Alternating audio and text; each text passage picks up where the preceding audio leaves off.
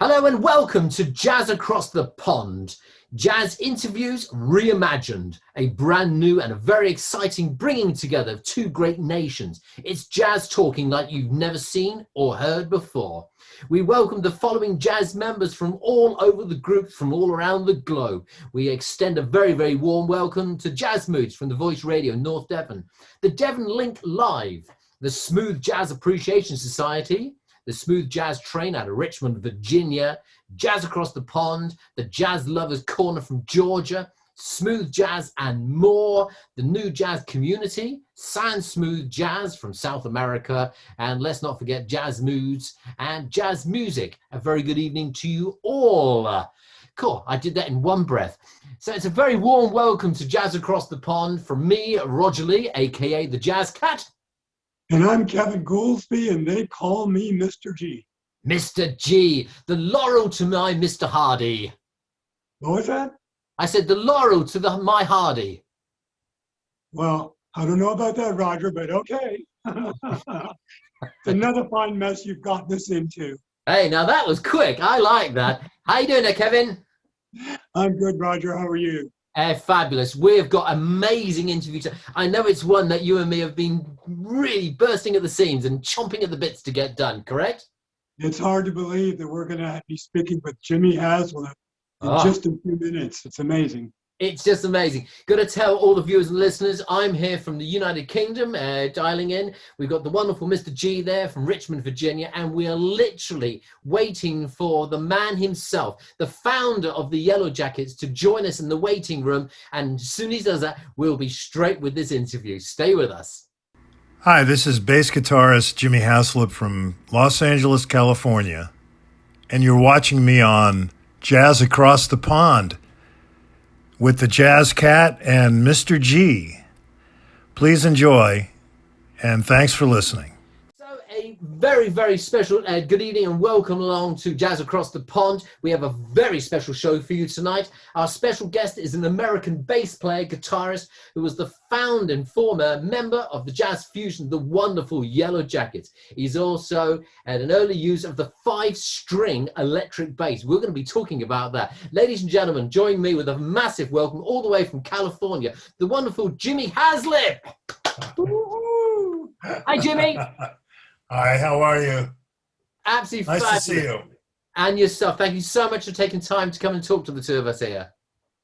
It's my pleasure. Okay, we're going to crack straight onto the interview because we've got so much to get through.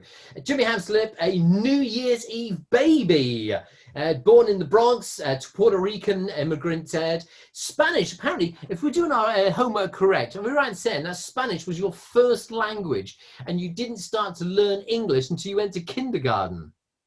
Well, pretty much that's the story. Yeah, I guess I picked up English obviously from just hanging out with little kids playing and of course living in Long Island, just picked it up. But I formally started learning English when I got into school. So now let's delve a little bit deeper. Am I right in saying that, of course, you came from a very musical family, a household full of music? Your older brother Gabriel was a classical guitarist, into classical jazz.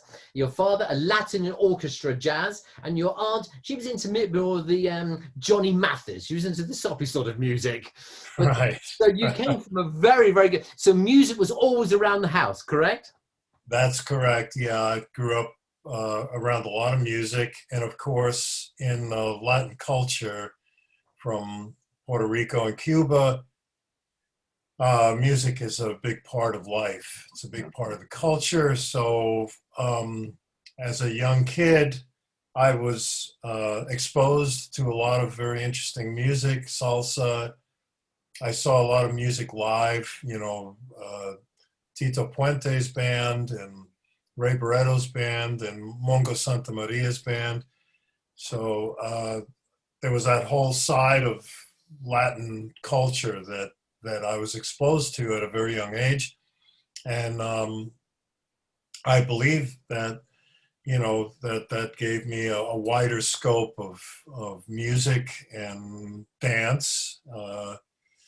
and the creative process really helped me in that sense as well. So, Jimmy, with all of the influences that you had within your family household, I also understand that at age 7, you started playing the drums, you moved on to trumpet, and then the tuba. So I guess the Oh, low wow. frequencies of the tuba must have spoken to you, because at age 15, you switched to the bass guitar and consider yourself to be self-taught. So what was the inspiration or the impetus to switch to bass guitar? Well, really, I mean, tuba's in there somewhere. The first real instrument that I started studying was the trumpet, and that was Mhm. at age 7. Right, I was always interested in percussion instruments, including the drums, because of the Latin culture exactly. that I was in. Um, I think I used to jam with guys on congas even at an early age. But and the tuba was just a funny little incident where I was not a great trumpet player, and I was in the school orchestra, and if there was a tuba part in the piece, the director of the orchestra would always ask me to play the tuba parts. Right. So I got a little education on that. It was actually fun to play that. But really, what prompted me to gravitate towards the bass, I think my dad had a lot to do with it, Hmm. because he loved bass. Yeah. And I know that when we used to listen to records together, he would turn the bass up. There you go. And bass is actually a very prominent part of Latin music. Oh, no doubt, no It's doubt. I mean, it was part of the rhythm section. It it's was a part of big the part of rhythm the rhythm section. section, and it's very percussive and Exactly. very very interesting uh, technically in the group. So um, I grew up listening to a lot of bass thanks to my dad, and so uh, I think one of the first little dances I went to in the 8th grade, there was a rock band, and it was the first time I actually saw an electric bass, because Oh, before wow. that I had seen many bands with acoustic bass. Right, right. So when I saw the electric bass, I really got excited about it. And then, funny enough, a few guys came up to me shortly thereafter, and they were starting a rock band, and they didn't have a bass player. So they said, "You play music, so would you be interested to learn to play bass and be in our rock band?" So it didn't take much for you to have to convince your dad that that was the move you wanted to make. As a matter of fact, he No, took you to a local shop. The two of you bought a right-handed bass, right? and you're a left-handed musician. So you wound up, if I understand correctly, you wound up flipping it and playing and learning to play the bass upside down. Is that correct? That's correct. Yeah. Wow. That's what happened, being self-taught at Yeah, first and not really understanding that there was a proper way of playing the instrument. right. Uh, I'm naturally left-handed, so Well, how long was it before you finally got a left? probably about 4 or 5 years after that. Now, how was that? How was that transition? Is that easy for you, or? Well, what I had to do is I had to flip the strings around, even though it was a left-handed bass. Wow. I Okay. just changed the strings so essentially it was a left-handed instrument. The body and everything was Right. contoured to a left-handed player, which made it more comfortable than playing a Sure. right-handed bass upside down. Um, and then all I did was change the strings so that they were strung for a righty. But Correct. I was comfortable playing that way by then. I had already been playing for 5 years. So, Right. Right. and around that time, I joined a professional group playing 7 nights a week, 5 shows a night, mostly R&B music, popular R&B music. And I decided, and the other musicians were older and more experienced, and they started giving me private lessons, and I did take on a teacher for a while. So I started learning more about theory Gotcha.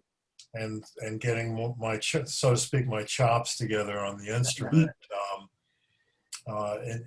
with more technical prowess involved. So I started understanding that I needed to really, if I wanted to continue doing this as a professional, I needed to study the music, study the instrument. So I did that, and that helped me. And then I continued to be primarily self-taught, but I did take some lessons, and I got together with this guitar player for a while who was a very good friend of mine, but he was studying with a guitar player named Pat Martino. So Yes. he was teaching me a lot of interesting things as well. And then moving further ahead, in 1975, when I moved to Los Angeles, I met Jaco Pastorius, and I studied with him on and off for about a year. Yeah, that's mind-blowing right there for me. I can't take any more. Now, so we're already there. The early 70s, yeah, you were playing some great New York scenes now, but then you decided then to move to Los Angeles in 1976, that we've just established. So why primarily was the move from the Big Apple to go out to the California? Now, don't say it was the sun and the beach, all the rest of it. What was the primary reason to move out to California? Well, it was just at that point in time in my life, I was kind of more like a nomad. I was living in New York, growing up there, and I got kind of a bug to see other places. So a friend of mine was opening a little restaurant in Northern California, and was inviting me to come visit sometime. And he was a musician. He was a piano player that I briefly played with when I was in high school.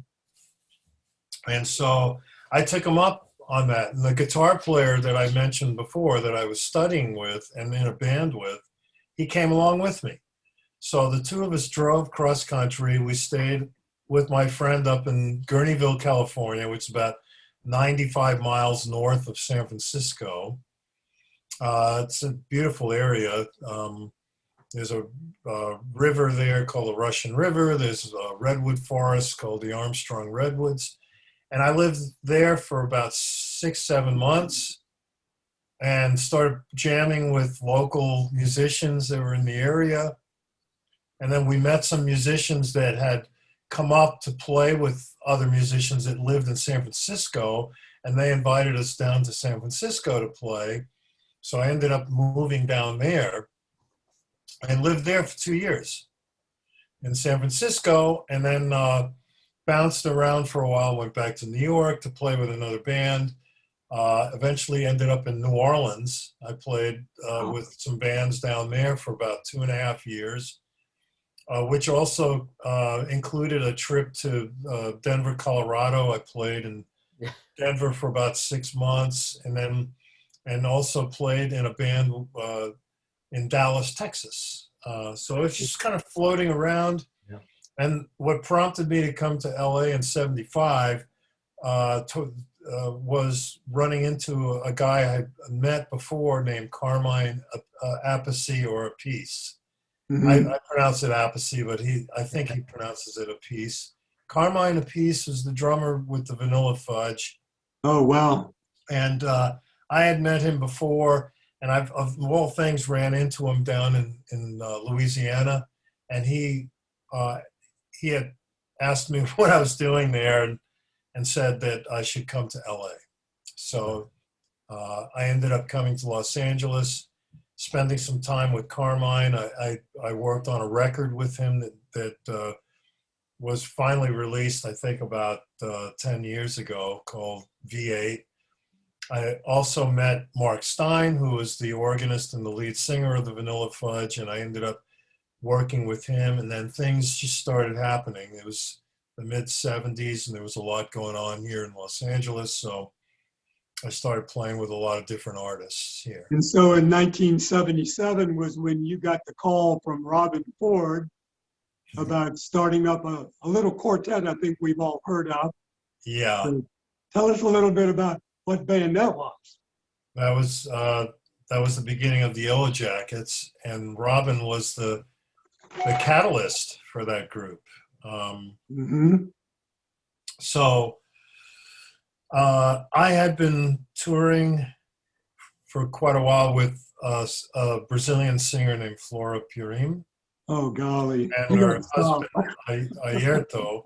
And one of the last gigs I did with them on that particular tour, was here in LA at a place called the Roxy. And Robin was in the audience, of all things, and came up to me and asked me if I'd be interested to get together with him to play some music. And he was thinking about doing a record, and he was trying to put a band together. So, and of course, he was pulling in Russell Ferrante as well as Ricky Lawson as well. yeah, well, Ricky was playing in the band with me and Flora Purim's Okay. band. So that's how that all came together. Ricky just came in to play with me and Robin, and Russell had worked with Robin in a few different bands with a blues great named Jimmy Witherspoon, and also another one they worked with was Charlie Musselwhite, a very famous blues singer. Jimmy, Yeah. sorry to interrupt you. What we're going to say is we're just going to put a little bit of music in now, because there may be some of the viewers, some of the listeners that maybe have been from a different planet and may not have heard of you before. I can't believe it, but anyway, what we're going to do, we're going to just play a little of the music so the listeners can turn around and go and appreciate you. We're going to play a track. It's come out in 2012. It was re-released again last year. It's your fabulous solo album. It's called The Night Fall. We're going to very quickly play a piece. Ladies and gentlemen, we're listening to the wonderful Jimmy Haslip. We'll be back in just a couple of minutes' time. Have a listen to this piece of music now.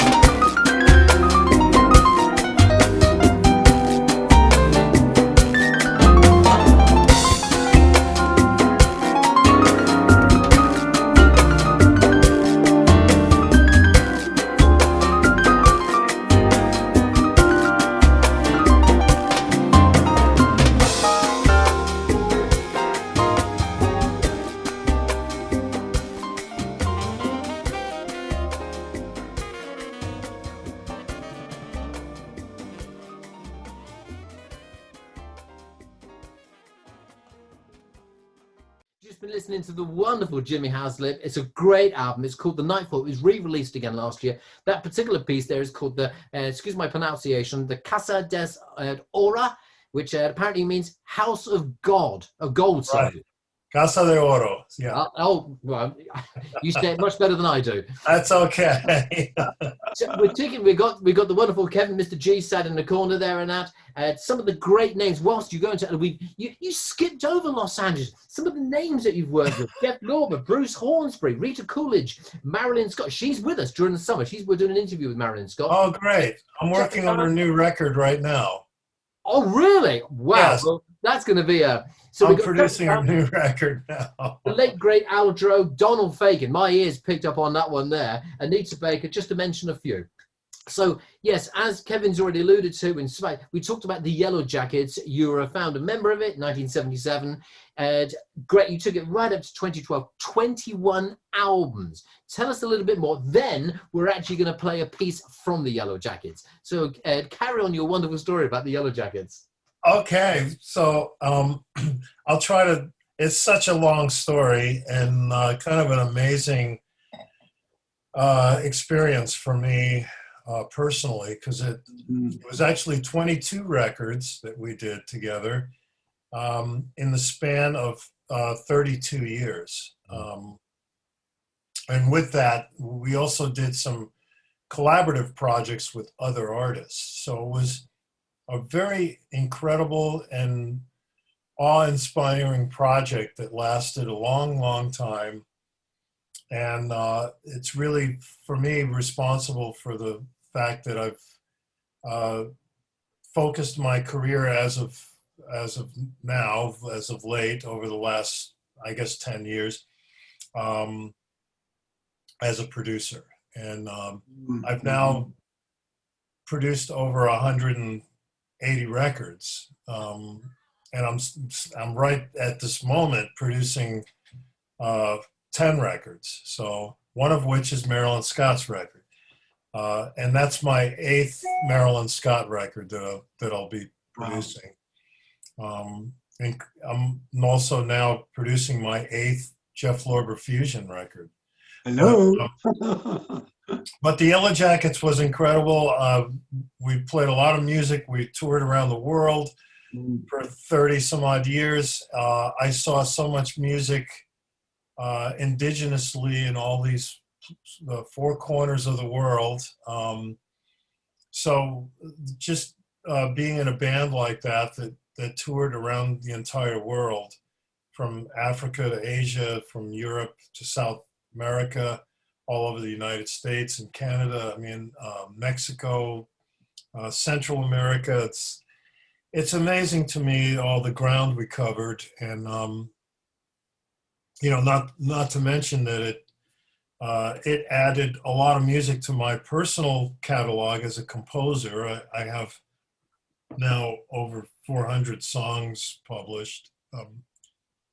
It's a once in a lifetime, I guess, experience, and I'm grateful and humbled by it all. Well, what we're going to do... The band still exists, so... Oh, I know, yeah. We'll talk about what happened in 2012 when you took a hiatus break, a 1-year break, which turned out to be a longer break than it was. So we're going to play a treat from the Yellow Jackets. We're actually going to play a piece now called Daddy's Gonna Miss You from 1985, produced by the Yellow Jackets and the wonderful Tommy LaPuma, and featuring Pauliana da Costa, one of our favorite percussionists. Stay with us here on Jazz Across the Pond. We got the great Jimmy Haslip. We'll be straight back with it after a bit of Yellow Jackets.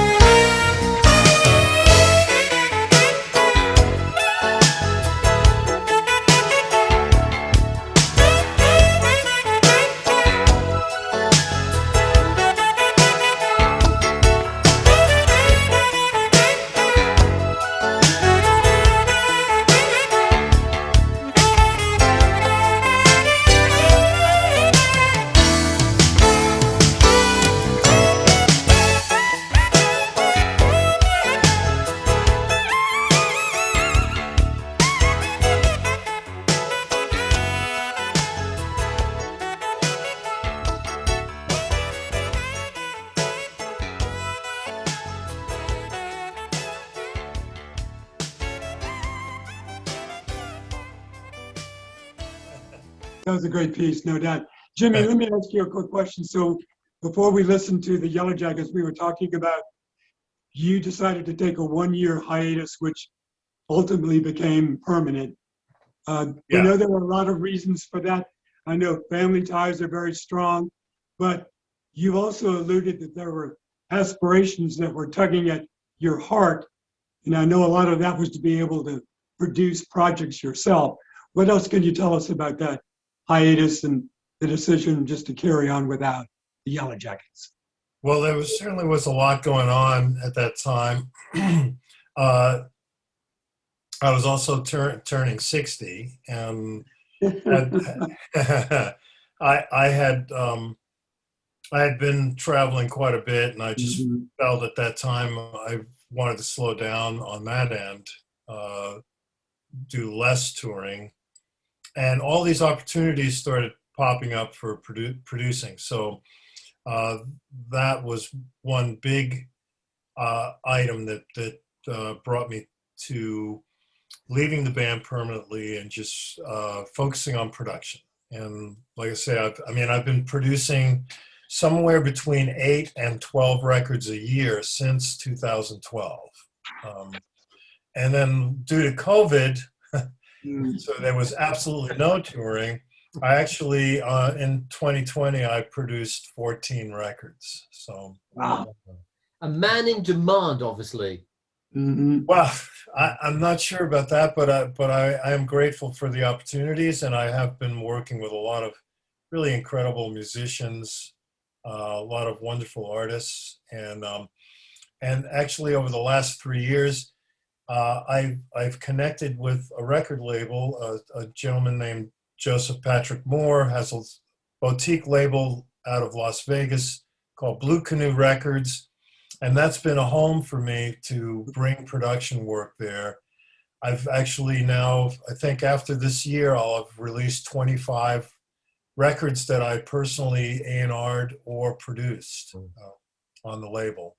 Well, I know, it's incredible, or the list of artists that you're now in production. But of course, you still go back to doing your playing, and of course, we're going to be finishing the show off with the wonderful. I love this album, Elemental, and what a great album! It's the trio. Tell us briefly about this, because we're going to finish with that one. Yeah, picture behind Kevin there. Well, I've worked with Jimmy Branley, who's the drummer, and Otmaro Ruiz, who's the piano player, on many different sessions. We've loved playing together. Otmaro had all this music. Jimmy Branley had a little home studio, so we decided to get together and work on some music together, and it became this record, Elemental, which I got released on Blue Canoe Records. It is a stunning, and we're going to be finishing off the interview playing a track from this album. But for anybody watching in here, I think everybody will be shocked at just your incredible catalogue of either production or playing. I think, and I know Kevin and myself are massive fans. And Kevin, is there anything last you'd like to say? Well, the only thing that I was curious about, Jimmy, we'll have to have you back because there's another story. The whole resurrection of the Jeff Lorber fusion, right? 29-year, being dormant for 29 years. I would love to know how you convinced, Jeff to let's get back to playing again. But maybe that's another interview. Okay, let's take it up again. Would love to talk to you about that. I've now been with Jeff for 10 years, and like I said, I'm working on the 8th Jeff Lorber fusion record together with Jeff right now. So it's been an incredible collaboration. There's no doubt about that. An incredible collaboration. He's a wonderful musician.